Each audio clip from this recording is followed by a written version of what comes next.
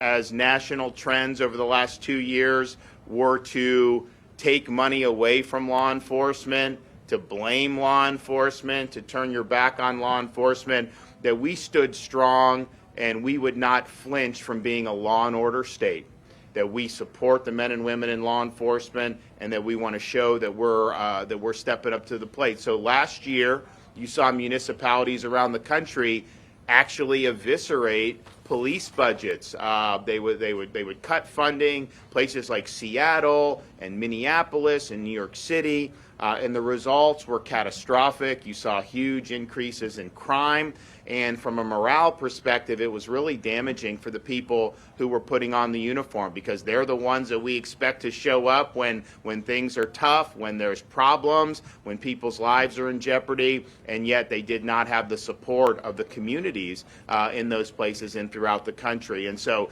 just from a moral perspective, that is wrong. And so we said, we've got your back. And so last year, as those jurisdictions were doing that, I was able to sign in the budget a $1,000 bonus for every single sworn law enforcement officer in the entire state.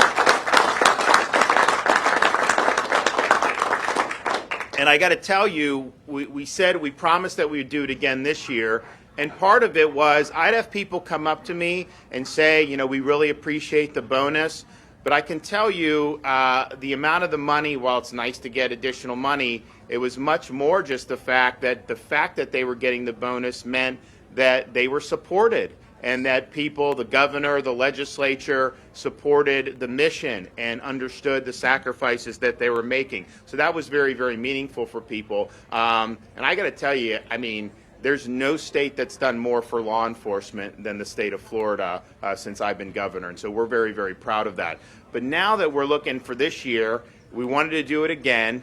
And part of it was to continue to show that support. We also did some great legislation, which we'll be rolling out soon. But part of it, quite frankly, when you talk about our police, our fire, our teachers, we just did a historic increase in teacher salaries, and some of these really key pillars of our community. You know, you do a bonus because you say thank you, but you also just need to do it to help them deal with Biden inflation. Amen. That you're seeing. The fact of the matter is, we are seeing huge, crushing inflation, the likes of which this country has not seen for over 4 decades. And they're keeping every indice that comes out always higher and higher. You look at what they're doing with gas prices like we haven't seen in an awful long time. You know, I see Biden, he's going to take out of the Strategic Petroleum Reserve, you know, which is just kind of like a Band-Aid. You know, it's not going to make a sustained change in the trajectory of the price of energy. But he refuses to utilize energy resources in our own country. They will literally go and try to back channel with Nicolas Maduro to beg for oil. They go to OPEC and beg for oil. But they close Keystone, they cancel leases, they're not using ANWR, all these great things that we have the capacity to do. And we were energy independent prior to January 20th, 2021. And so we see the wages of when ideology takes precedent over both national security and the pocketbooks of hardworking Floridians and Americans. And so this inflation, they dismissed it last year, even though they came in and printed trillions and trillions of dollars. Of course you're going to have inflation when you do that. And so now that's a real serious tax that's biting a lot of folks who are working really hard. And of course, you see it with folks in law enforcement. And so the bonuses, I think, were something that we wanted to do, not only because it was the right thing to do in terms of recognition, but it was a necessary thing to do given what we're seeing in the economy. And so, yes, we're going to talk about later on in future events, we're going to talk about HB3, which we did, which is probably the strongest law enforcement recruiting package and support package that any state, you know, has done in modern times. But today, you know, we wanted to say, you know, because we're going through this budget, you know, we're going a lot. There's a lot to go through. But today, you know, I'm happy to say we said we would do $1,000 bonuses 2 years in a row. The legislature responded, and I'm approving $1,000 bonuses for all sworn law enforcement officers, all fire, all EMT in the state of Florida for the second year in a row.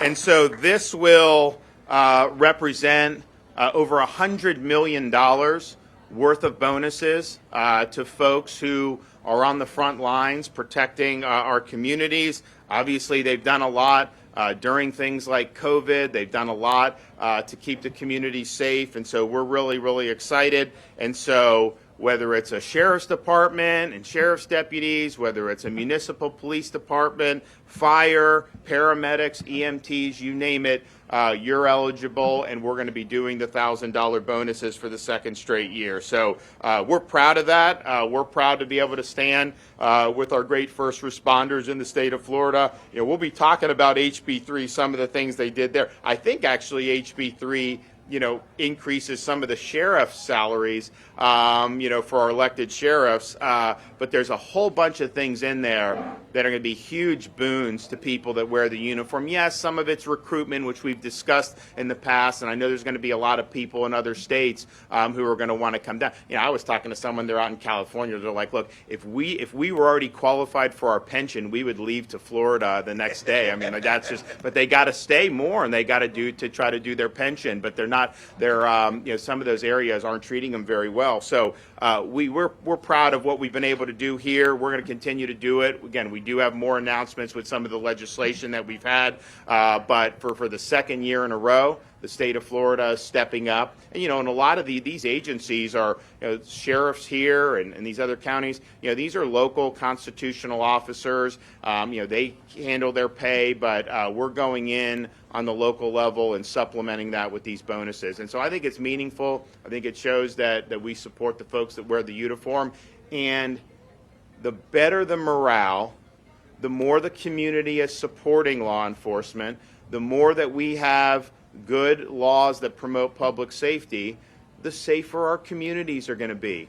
This is not rocket science. If you cut police budgets and you turn your back on law enforcement, you're giving the criminals an upper hand in being able to do what they want to do. That makes families less safe. So in Florida, we're doing the opposite of what you've seen in many of these decaying jurisdictions around the country. We're going to make sure that we have strong communities. We're going to make sure that we have very, very well-supported folks who are wearing the uniform. And I'm just happy to be able to be here to officially approve these bonuses.